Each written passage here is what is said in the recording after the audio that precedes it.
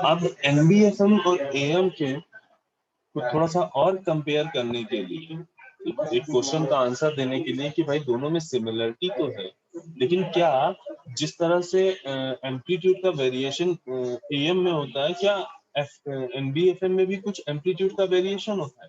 Meaning after and before modulation क्या उसमें भी एम्पलीट्यूड का कुछ वेरिएशन होता है या कुछ भी वेरिएशन नहीं होता है? तो उसको हम फाइंड आउट करने के लिए फेजर डायग्राम को कंपेयर करते हैं, एनबीएफएम और एएम दोनों के फेजर डायग्राम।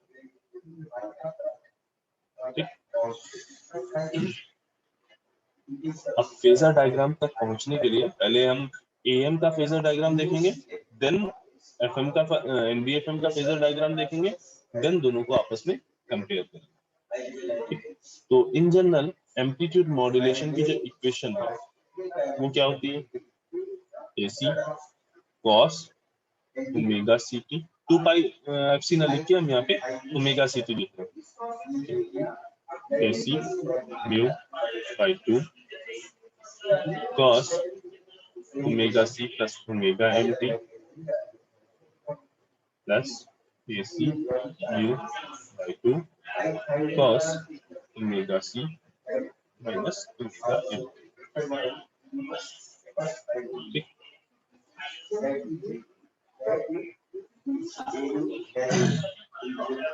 अब एक एंटिटी हमने कहीं कहीं मैथ में या सिग्नल में पढ़ी जरूर होगी, Euler signal e to the power j omega t is equal to होता है cos omega t plus j sin omega.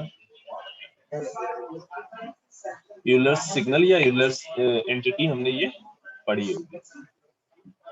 ठीक, हमें ये पता है कि e की पावर j ओमेगा t को अगर हम उसके पोलर कोऑर्डिनेट पोलर फॉर्म में चेंज करने की कोशिश करें तो रियल टर्म ये है और ये उसका इमेजिनरी टर्म, ये रियल टर्म है और ये इमेजिनरी टर्म। यानी हम ये कह सकते हैं कि रियल ऑफ e की power j omega t is equal to है cos omega t and imaginary of e की power j omega t is equal to है sin ओमेगा t। इतने कॉन्सेप्ट में किसी को कहीं कोई डाउट? ये बेसिक कॉन्सेप्ट अगर तुम्हें नहीं पता तो फेजर डायग्राम तक पहुंचना तो नामुमकिन है, क्योंकि फेजर डायग्राम में जाने के लिए सबसे पहले हमें कार्टेशियन से पोलर पे आना रहेगा। ठीक, अभी तक जो काम हम कार्टेशियन प्लेन पे कर रहे हैं उसको अब हमें पोलर कोऑर्डिनेट के साथ करना है। ठीक, तो पहले हम उसको पोलर फॉर्म में चेंज करना चाह रहे हैं इस इक्वेशन को। क्या इस इक्वेशन में किसी को कहीं कोई डाउट है? इस जो ये बेसिक कॉन्सेप्ट है, अगर नहीं तो देखो एस ए एम टी को हम ये भी लिख सकते हैं ना, real of A C e to the power j omega C T plus A C mu by 2 e to the power j omega C T sorry j omega C plus omega m into T plus A C mu by 2 e to the power j omega C minus omega m।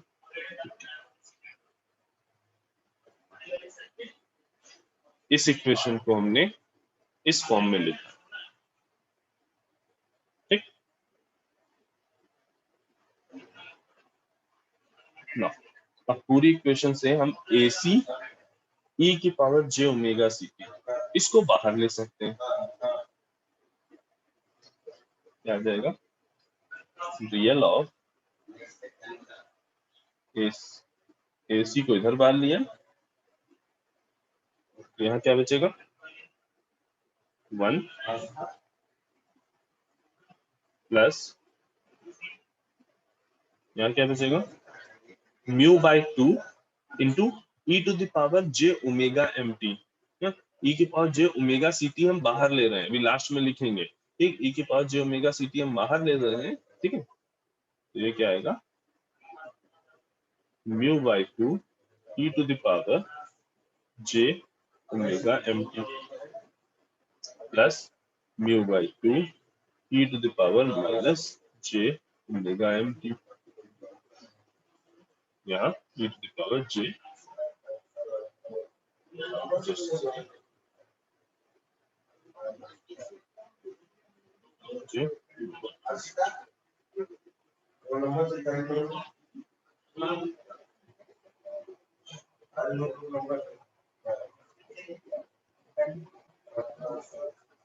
ठीक है। इतनी बात में किसी को कोई doubt नहीं? No sir. ठीक, तो अब इसका हम पोलर डायग्राम फेजर डायग्राम बनाने की कोशिश करते हैं। पहला टर्म जो होगा वो क्या होगा? देखो इस इक्वेशन को देख के हम बनाएंगे फेजर डायग्राम। यहाँ पे हमने ये चेंजेस क्यों किए? कुछ चीजें तुमको दिखाई दें इस वजह से, ठीक। तो पहला टर्म हमारे पास क्या है? AC j ओमेगा ct, ठीक। तो हमें पता है फेजर डायग्राम के लिए सबसे पहले हमें कुछ एक रेफरेंस सेलेक्ट करना होता है, तो हमने कैरियर सिग्नल को ही रेफरेंस कर दिया, ठीक। तो AC e की पावर j ओमेगा ct जो है उसको हम रेफरेंस की तरह लेंगे। तो ये हमारा क्या हो गया?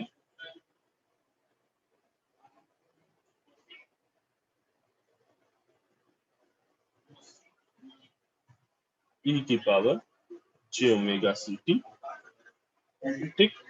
फेज अभी इसका हमने 0 माना है क्योंकि इसको रेफरेंस लिया है, और इसका जो एम्पलीट्यूड है वो कितना है? AC, एक वेक्टर हमने बना दिया, ठीक। अब दूसरा टर्म क्या है? AC म्यू बाई 2, ठीक। अब ध्यान से देखो, e की पावर j ओमेगा ct के रेफरेंस में ये कितना रोटेटेड है? तो इसमें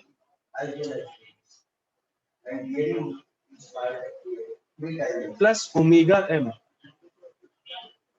ओमेगा m से ये एंटी क्लॉकवाइज में शिफ्ट होगा। जो सेकंड वाला टर्म है वो ओमेगा c के रिस्पेक्ट में कितना पॉजिटिव ओमेगा m ज्यादा है। इस अगर हम इसको रेफरेंस ले रहे हैं तो ये वाला सिग्नल, ये वाला पार्ट आ रहा है, ठीक। वो वाला पार्ट का हम फेज देखें तो फेज कितना ज्यादा है? प्लस ओमेगा m से उसका फेज ज्यादा है। दैट मींस अगर हम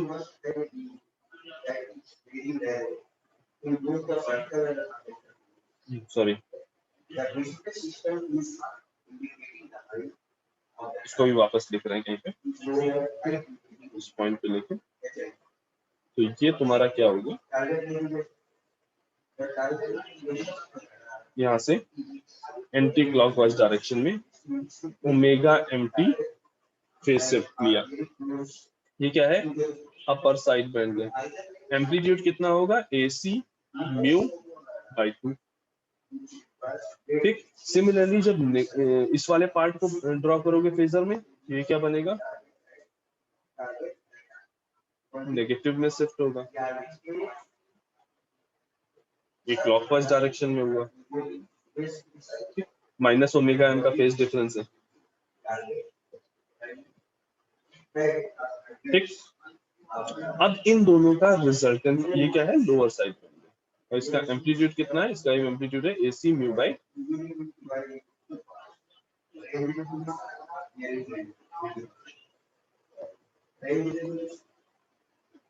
अब इन दोनों का रिजल्टेंट फाइंड आउट करो।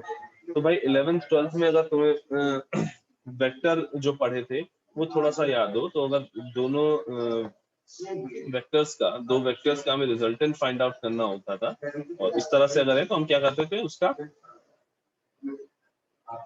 रेक्टेंगल कंप्लीट कर देते थे ऐसे, मीनिंग इसका मिरर इमेज इधर, इसका मिरर इमेज इधर, और दोनों वेक्टर्स को और उनकी मिरर इमेज को ज्वाइन करने वाली जो ये लाइन होती थी,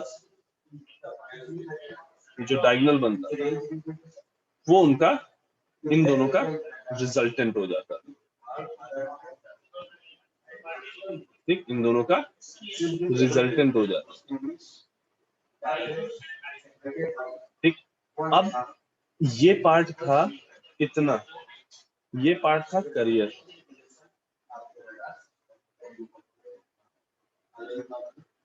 ये वाला जो पार्ट आया,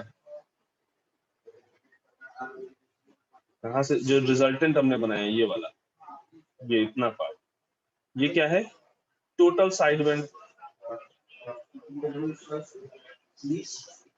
क्या है, टोटल साइड बेंड। तो अब क्लियरली हमें दिख सकता है कि जो रिजल्टेंट आएगा, टोटल रिजल्टेंट जो आएगा, वो क्या आएगा, this career signal plus side bend. Total अगर हम जो SAMT लिख रहे हैं, इस SAMT का फेज और एम्पलीट्यूड की बात करें तो इसका एम्पलीट्यूड कितना हो गया, करियर सिग्नल का एम्पलीट्यूड प्लस ये एम्पलीट्यूड, करियर सिग्नल का एम्पलीट्यूड प्लस ये एम्पलीट्यूड, यानी रिजल्टेंट एम्पलीट्यूड कितना है यहां से लेके यहां तक।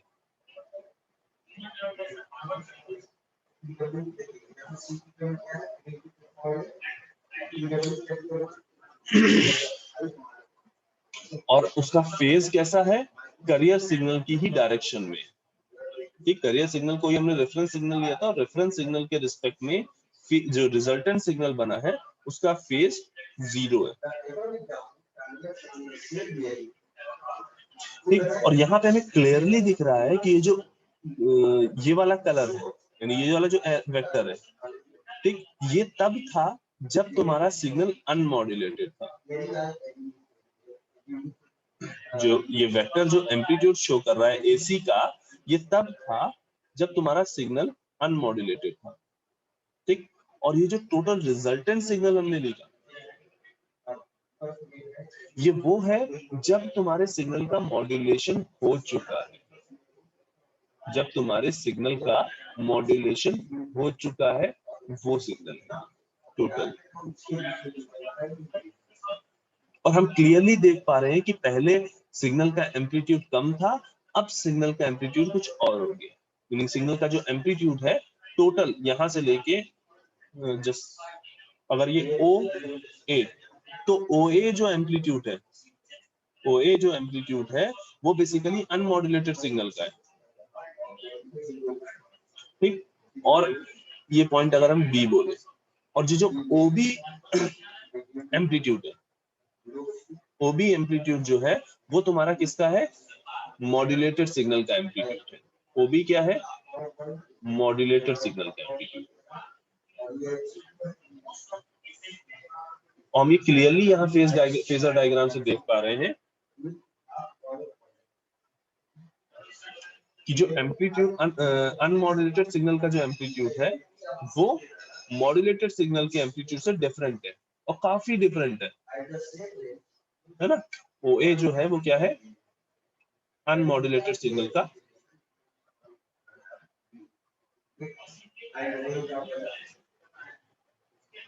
एम्पलीट्यूड।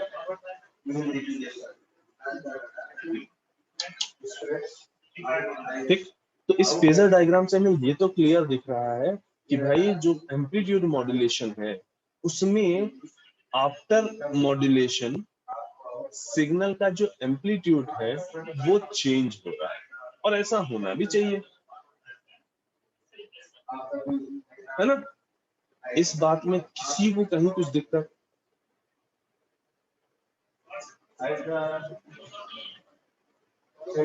No sir. ठीक है, थोड़ा सा टाइम का लिमिटेशन है।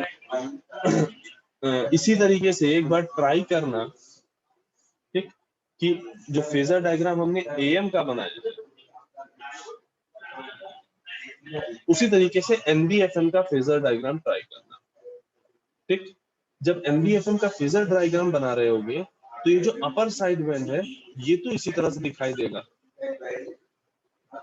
लेकिन जो लोअर साइड बैंड अभी यहाँ पे दिख रहा है वो 180 डिग्री फेज शिफ्ट होके यहाँ कहीं पे दिखने लगेगा। ठीक, और जब रिजल्टेंट निकालोगे तो वो यहाँ कहीं पे दिखाई देगा।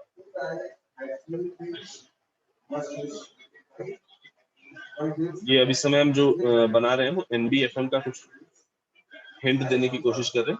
एक एनबीएफएम का जो एलएसबी होगा वो यहाँ पे नजर आएगा, क्यों? क्योंकि 180 डिग्री फेज शिफ्ट हो जाएगा एएम के कंपैरिजन में। ठीक, और उनका जो रिजल्टेंट आएगा वो यहाँ आएगा। ठीक, ये क्या है? Side band, total side band. अब टोटल साइड बैंड और करियर सिग्नल जब इनको इनका रिजल्टेंट फाइंड आउट करोगे तो वो तुम्हें कुछ ये दिखाई देगा। यहाँ पे तुम्हारा ओबी हो जाएगा, मतलब जो तुम्हारा मॉड्यूलेशन के बाद जो सिग्नल का एम्पलीट्यूड है वो तुम्हारा यहाँ से दिखाई देगा, ये वाला। और तब तुम देख पाओगे कि ओबी और ओए में जो एम्पलीट्यूड डिफरेंस है वो बहुत ज्यादा नहीं है। ठीक, एक बार ट्राई करना। ठीक है, वैसे तो हम लोग नेक्स्ट क्लास में इसको जब भी आज से कल तक जब भी नेक्स्ट क्लास होगी, ठीक है, तो इसको हम लोग डिस्कस करेंगे और इस कंपैरिजन भी करेंगे कि हाँ कैसे हुआ। लेकिन एक बार खुद से अगर ट्राई करोगे तो एट लास्ट तुम फेजर डायग्राम ड्रॉ भी कर पाओगे जब कभी जरूरत हो।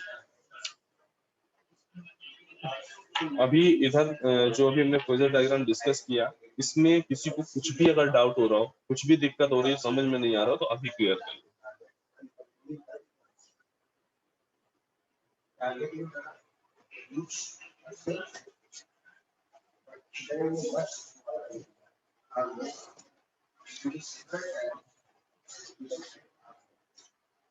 ठीक है, अपनी अटेंडेंस बोल देना। 69 Nikhil. Present sir. 70 present sir. 71 Present, sir. 72 Present, sir. 73 Present, sir. 74 75 Present, sir. 76 present sir. 77 Present, sir. 78 Present, sir. 79 80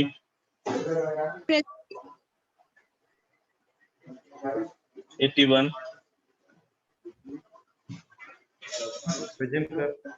82 Present, sir. 83 present sir. Rishabh कहाँ थे भाई? काफी दिनों से नहीं आ रहे। सर फोन खराब हो गया था। फोन खराब हो गया था, अभी ठीक हो गया फोन? सर चलो, तो अब रेगुलर करेंगे class? Yes sir. 85 yes sir. 86 Present, sir. 87 present sir. 88 89 Present, sir. 90 Present, sir. 92 Present, sir. 93 94 95 present sir. 96 97 yes sir. 98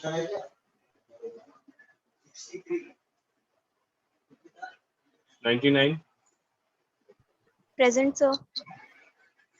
100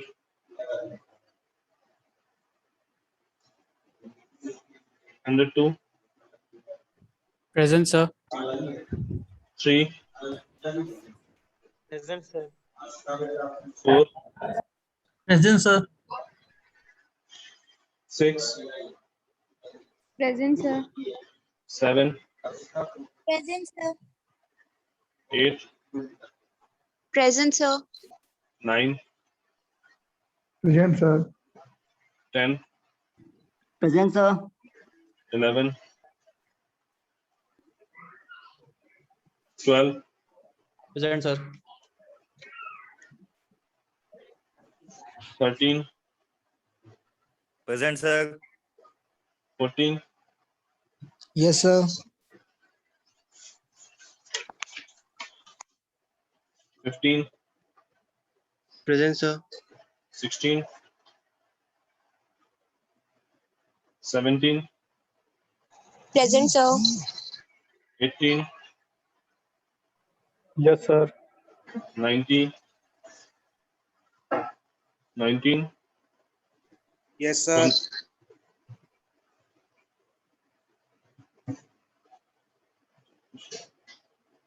21, Yes, sir. 22, Present, sir. 23, 24,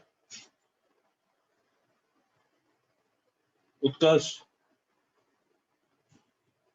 25, Present, sir. 26, Present, sir. 27, Yes, sir.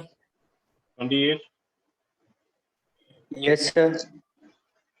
29, Yes, sir. 30, Yes, sir. 31,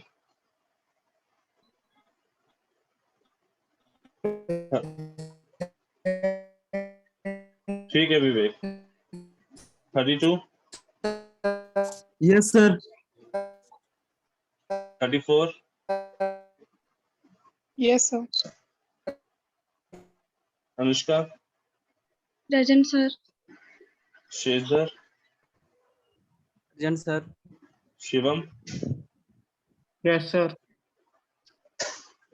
ठीक है, एक बार revise करना in case कुछ doubt होता है। Sir, 126 present, sir. हाँ हाँ, विकल्प लग गई थी भाई।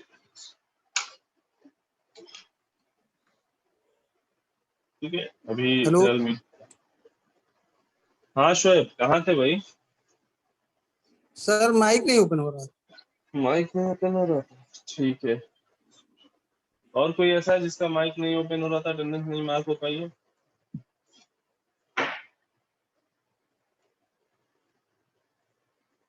ठीक है, मीटिंग अभी एंड करते हैं।